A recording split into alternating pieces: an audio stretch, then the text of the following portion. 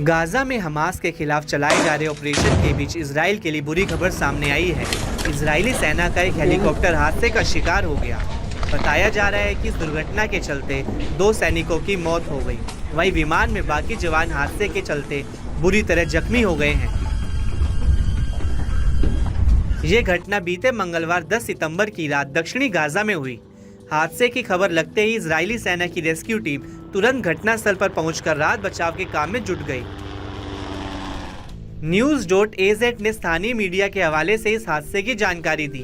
बताया गया कि इजरायली सेना ने हेलीकॉप्टर क्रैश की घटना को महज एक एक्सीडेंट बताया है।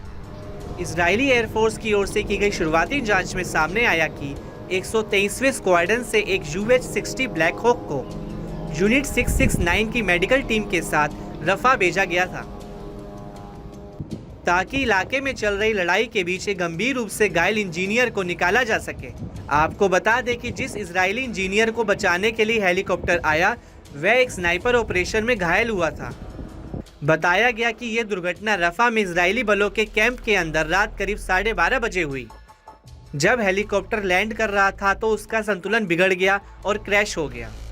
दुर्घटना की शुरुआती जांच की माने तो हेलीकॉप्टर आसानी से उतरने की बजाय जमीन से टकराया। जांच में यह भी पुष्टि हुई कि हेलीकॉप्टर पर दुश्मन की गोलीबारी नहीं हुई थी।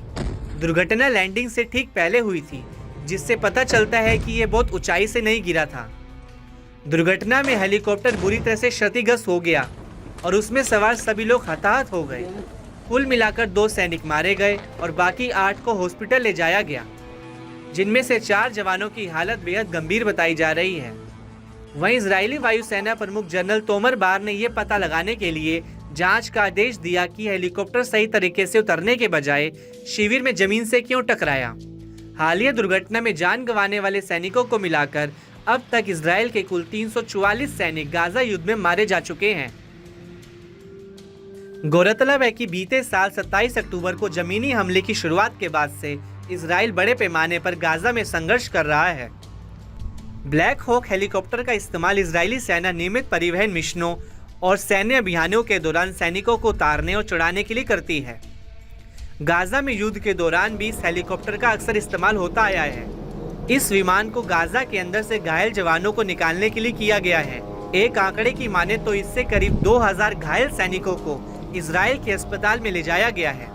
बहरहाल गाजा में हालात अभी भी बहुत बेकाबू बने हुए हैं। अंतर्राष्ट्रीय समुदाय ताज़ा घटनाक्रम पर बारीकी से नजर रख रहा है, नागरिकों की सुरक्षा और हिंसा को कम करने के लिए उपाय करने का आह्वान कर रहा है।